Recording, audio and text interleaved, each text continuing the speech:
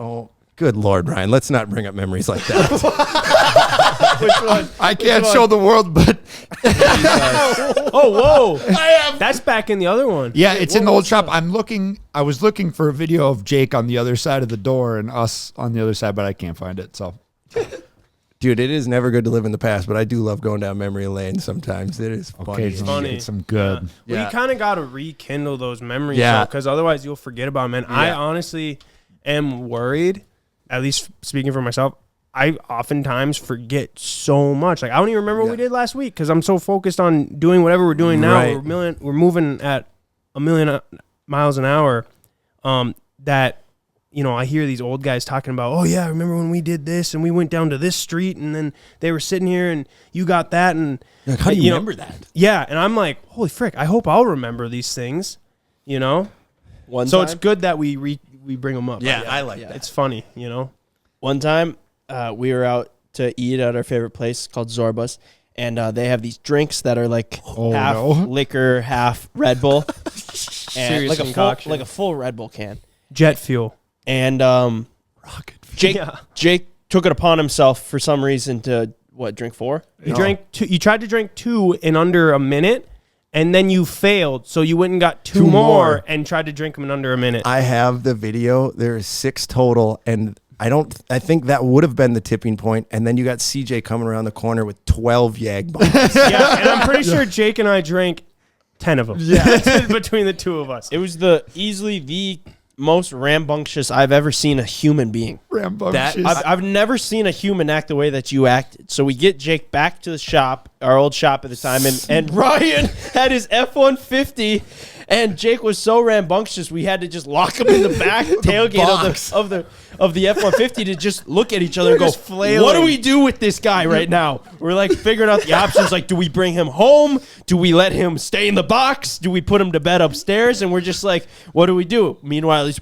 I just remember you eating the $100. Yeah, so we let him out, and it was like if you had a raccoon or a grizzly bear in a cage, and you let him out, and he just went apeshit. But you gave the grizzly bear 14 Red Bulls. Yeah. Up that video. I'm running around. He's smashing the plastic chairs. He's throwing the chairs at the wall. You're CJ's laying on your iPad. new Mustang. No, that wasn't my iPad. I think it was Ken's. Or Cody's. It was Cody's iPad. Oh, it's your iPad. Yeah, because that was the day that we got the big C-Boy sign and I got my Mustang. You're amped out. I was jacked. And you guys remember I broke my wrist or hand? I showed up the next day and you're like, what happened? I was still in the same clothes, had to be to work at 5 a.m. for my dad. All that. Oh my gosh. That is one of my favorite memories. I have I the think video about on that my- all I the got 'em time, too. dude. Okay. Whenever somebody orders a trash can at Zorba's, I just do. think of you. I honestly hadn't been back to there. I literally probably hadn't had a trash can since then until last weekend. Cody put one down in front of me and I was just like, holy, I don't want to go there again. Are you more controlled now? I'll say 100% for sure. But obviously there's a difference. If we're having a bunch of fun and everyone's rallying, I'm still me, dude. I still want to have a ton of fun. But if someone's out partying on a Wednesday and I got stuff to do, no, I'm gonna stay home. I got stuff to get done. Where before, if I had work at 5 a.m. for my dad and we were partying until 3, I was partying until 3 and I was making it to work at 5. But it's it obviously isn't feasible and you have way different energy then. But yeah, I will say because for the longest time I did think I had a drinking problem or whatever, and I quit and it wasn't that, but I don't know. I'd definitely say I'm definitely more controlled now and can kind of throttle back. But yeah, before it was all or nothing. But what do you mean? We were 19, 20, 21 having a blast, Man, dude. Yeah. We were partying like rock stars. Yeah, dude, you kidding me? You give me an 850 horsepower Mustang and a bunch of Red Bulls. What am I going to do? Yeah. Dude, when you bought your C6 Corvette and you were 16, baby. It's that turfing money right there. Yeah, baby. that was crazy. That was I think that was the start. Pop up Yeah. a picture. Yeah. Oh, I got one. That's Just imagine a 16-year-old kid that should not even be driving a Ford Focus for his recklessness and just overall decision making, and then put him in a Corvette which was like in our eyes at the Straight time was like the Corvette. craziest, Fastest car we've ever been ever. in. And boy, did we find out how fast it was. I think it's still the fastest I've ever gone in a car, 160 miles an hour. Oh my gosh, dude. That was the dumb. first thing I did when I got the car. I came to this. I came to this shop, picked up Ryan, and I'm like, let's see how fast it goes. And we loop it like right out here, bro. Because Right, we like- were used to driving cars that when you were going to drive them aggressively, you turn traction control off. Yeah. yeah, you would always do that. Yeah, you were like, this will slow us down. No, we'd be driving, right? And we'd be driving normal, and then you see Jake's hand just slip forward and go traction control off, look over. Both of them look, you look at, make eye contact, and Jake goes, "You ready, bro?" And then after every pull, your dad would call, "What you doing?" "Oh, nothing. Just driving."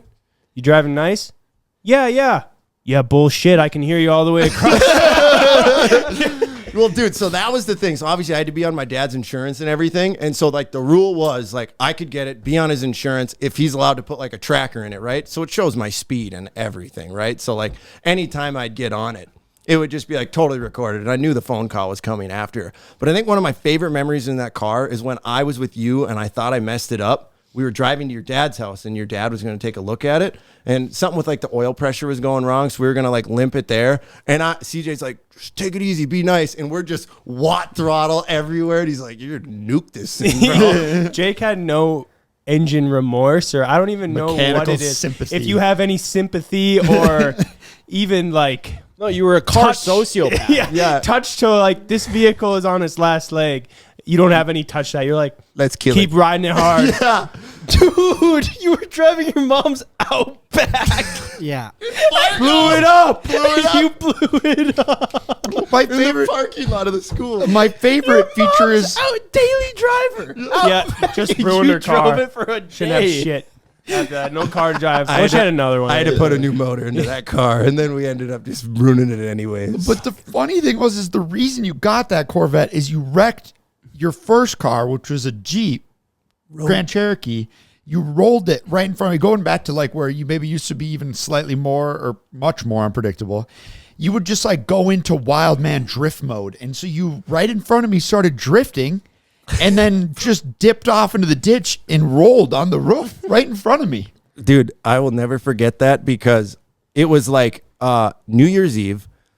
It was super cold. It was -20. I'm in shorts, flip flops, and I'm ended up in the trunk, no seatbelt on. My story to my parents is I was plugging in my phone, lost control. Yeah. But I didn't tell them until they found it. So like the Jeep was rolled. I go to the shop, get a skid steer. I'm mad. I stick Bro. the forks through the side of the door. Yeah, and the Jeep was fine. Yeah, Like it was a little dented up, and then you totaled him. I had to bring it back. And so I set it in the shop. And my dad calls me in the morning with a panic. He goes, "Where are you? Are you okay?" I'm like, "Yeah, I'm in bed. What's up?" Totally forgot I rolled my Jeep. And he's like, "Looking at your Jeep." I'm like, "Oh, yeah, I hit some ice last night. I was plugging in my phone." He's like, what, at 90? Yeah, dude. The hood's just crushed in. There's fork holes through the side of the door.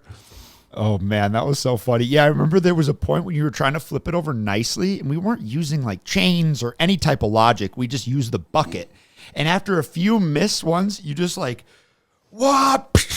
Flip the thing over and just totaled it. I will say that's one thing that I'm kind of sad about as I get older, but it saved me a ton of money. Is like when something breaks, I go fix it instead of just Totaling it. instead of just rod on it, you know. Which I mean, like Yeah, we what a should normal have- person would Yeah. do. Dude, we should have you do like a little one-on-one session with our buddy Evan.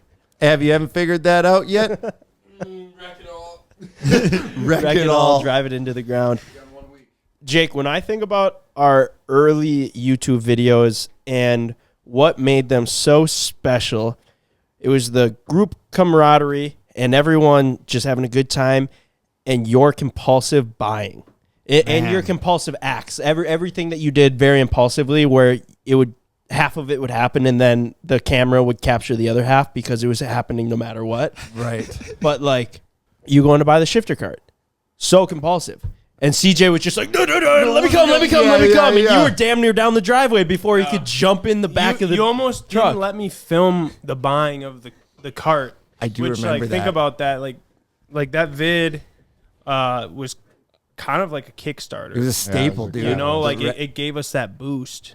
But yeah, almost, yeah, because everything had to be a surprise with you. Still does. Still Yeah. does. Yeah. Everything's got to be a surprise. I'm like, well, just let me in on the surprise. I'm trying to film it for the video. Dude, the hard part is now, so like being on my own as I'm building something, I'm like, well, the only people I'm going to surprise is the audience. So, yeah, I probably should show the process, you know, maybe a couple videos, you know, I'm like, I can't hide any secrets because it's me and Cody.